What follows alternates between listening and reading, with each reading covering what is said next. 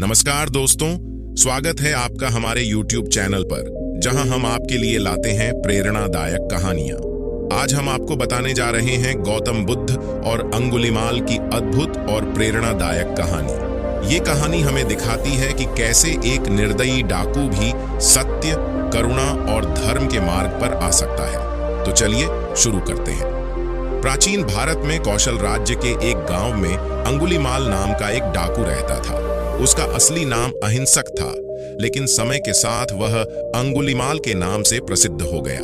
यह नाम उसे इसलिए मिला क्योंकि वह अपनी हत्याओं के बाद अपने शिकारों की उंगलियों को माला के रूप में पहनता था। अंगुलीमाल बहुत ही शक्तिशाली और क्रूर था। उसके नाम से ही लोग डर जाते थे। वह जंगल में रहता था और जो भी वहां से गुजरता उसे मार देता था। अंगुलीमाल का आतंक इतना बढ़ गया था कि आसपास के गांवों के लोग उसके डर से उस रास्ते पर जाना बंद कर चुके थे। राज्य के सैनिक भी उससे डरते थे और उसे पकड़ने का साहस नहीं कर पाते थे। अंगुलीमाल ने एक बार कसम खाई थी कि वह तब तक नहीं रुकेगा जब तक उसकी माला में 1000 उंगलियां नहीं हो जाती। एक दिन गौतम बुद्ध उस रास्ते से गुजर रहे थे।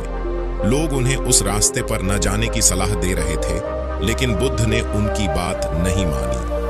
वे जानते थे कि उनके पास जो ज्ञान और करुणा है, उससे वे अंगुलीमाल का हृदय परिवर्तन कर सकते हैं।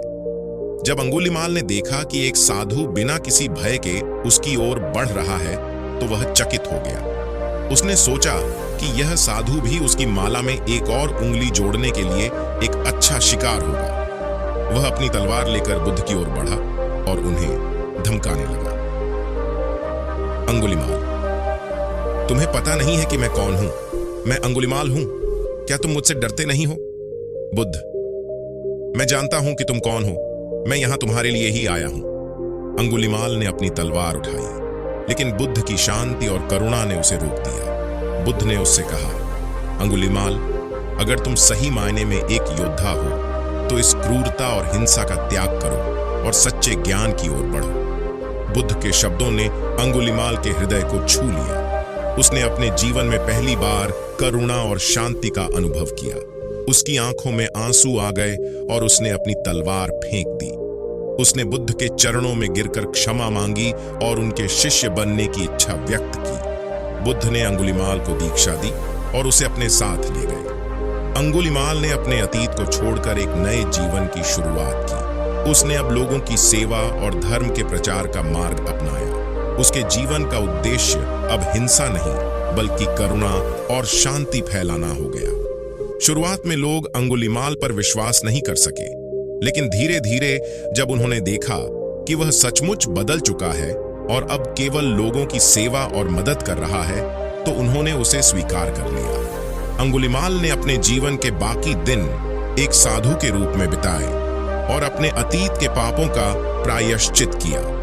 इस कहानी से हमें यह सीख मिलती है कि कोई भी व्यक्ति कितना भी बुरा क्यों न हो, अगर वह सच्चे मन से अपने गलत कार्यों का प्रायश्चित करता है और सही मार्ग पर चलने का संकल्प करता है, तो उसे एक नया जीवन मिल सकता है। करुणा और शांति के मार्ग पर चलने से ही हमें सच्ची खुशी और संतोष मिल सकता है। तो दोस्तों, ये थी अंगुलीमाल की प्रेरणादायक कहानी। अगर आपको ये कहानी पसंद आई हो, तो कृपया हमारे चैनल को लाइक, शेयर और सब्सक्राइब करें। हम इसी तरह की और भी प्रेरणादायक कहानियां आपके लिए लाते रहेंगे।